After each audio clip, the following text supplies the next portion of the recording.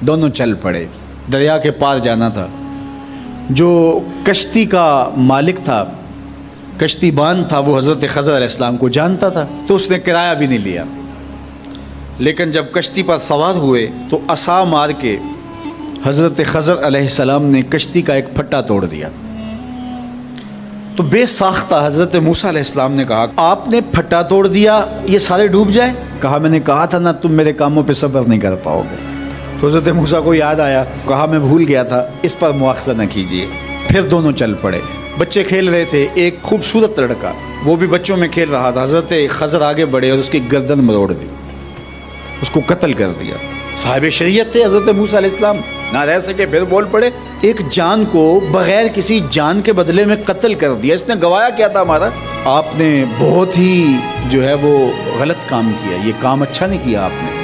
کہا میں نے کہا نہیں تھا کہ تم میرے ساتھ صبر نہیں کر پاؤ گے۔ کہا ایک موقع اور دے دیجئے، اب اگر میں نے کوئی اعتراض اٹھایا تو پھر دوبارہ مجھے آپ اپنی صحبت میں نہ رکھیے، عذر تمام ہو جائے گا۔ پھر دونوں چل پڑے، یہاں تک کہ ایک بستی میں دونوں آئے۔ تو آپ نے بستی والوں سے کہا کہ ہم مہمان ہیں، آپ ہماری مہمان نوازی کیجیے، کھانا کھلائیے۔ تو انہوں نے انکار کر دیا، کہا کہ ہم تو آپ کو بلایا نہیں ہے، آپ خود آئے ہیں، آپ اپنے کھانے کا خود انتظام کیجیے۔ گزر رہے تھے گلی سے تو ایک دیوار گرنا چاہ رہی تھی، تو جلدی سے اس دیوار کو مرمت کر دیا۔ کہا حضرت ہم اگر چاہتے تو اس پہ اجر لے سکتے تھے، انہوں نے ہمیں کھانا تک نہیں دیا اور ہم ان کی دیواریں سیدھی کر رہے ہیں۔ کہا اب تمہاری میری جدائی ہو گئی، تم نے یہ بھی اعتراض کر دیا۔ تو انہیں یاد آیا کہ وہ یہ بھی اعتراض ہو گیا۔ اب میں تمہیں بتاتا ہوں کہ یہ 3 کام میں نے کیوں کیے۔ اللہ اکبر۔ اب سنیے، قرآن ہمیں بتاتا ہے کہ ظاہری علم بھی ہوتا ہے لیکن کوئی باطنی علم بھی ہوتا ہے۔ کہا وہ پہلی بات کشتی والی سنو، یہ 2 مسکین بچوں کی کشتی تھی، ان کے گھر کا چولہا اس کی کمائی سے جلتا تھا۔ دریا کنارے کنارے ایک ظالم بادشاہ رہا تھا جو لوگوں کی کشتیاں چھین رہا تھا۔ ہم نے تھوڑا سا عیب لگا دیا، وہ ٹوٹی کشتی چھوڑ کے چلا گیا۔ اب وہ تھوڑے سے پیسے لگا کے کشتی مرمت کرا لیں گے، گھر کا چولہا جلتا رہے گا۔ بتاؤ اچھا کیا یا برا کیا؟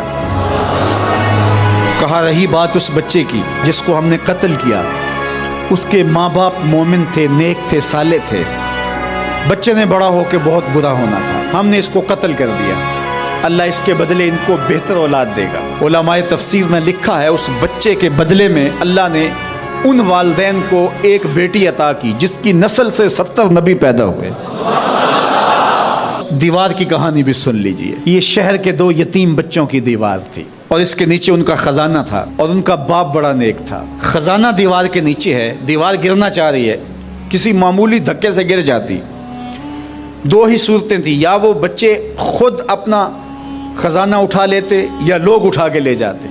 لوگ اٹھا کے لے جاتے پھر بھی ہاتھ میں کچھ نہ آیا، اور اگر وہ خود اٹھا لیتے تو بچے ہیں، بچپنے کی وجہ سے وہ اس کو اڑا دیتے۔ تو ہم نے اس کے اوپر دیوار کھڑی کر دی، جب تک وہ اس قابل نہیں ہو جاتے کہ یہ خزانہ نکال کے اس کو صحیح مصرف پہ لگا سکیں، اتنی دیر تک دیوار گرے گی نہیں۔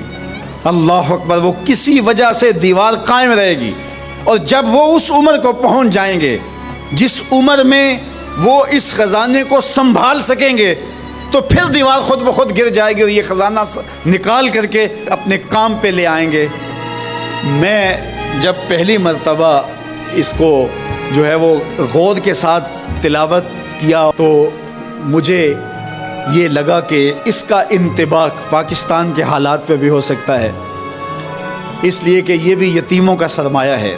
کتنے یتیم روتے بلکتے رہ گئے اور ان کے سر سے جو ہے وہ سائے اٹھ گئے اس وطن کے لیے، لیکن میرے مالک نے اس ملک کے خزانوں پر گہرے پہاڑ اور بڑی بڑی دیواریں کھڑی کر دی ہیں۔ جب تک یہ قوم بلوغت تک نہیں پہنچے گی اتنی دیر تک وہ خزانے ظاہر نہیں ہوں گے، اور جب یہ قوم اپنی بلوغت تک پہنچے گی، شعوری بلوغت، فکری بلوغت، علمی بلوغت، اور رب سے جو وعدہ کیا تھا پاکستان کا مطلب کیا، لا الہ الا اللہ، جب اس بلوغت تک یہ پہنچ جائے گی، اس وعدے کی تکمیل ہوگی، پھر رب دیوار ہٹا دے گا اور پاکستان کو اللہ اتنے خزانے دے گا اور پاکستان ایسا مالا مال ہوگا دنیا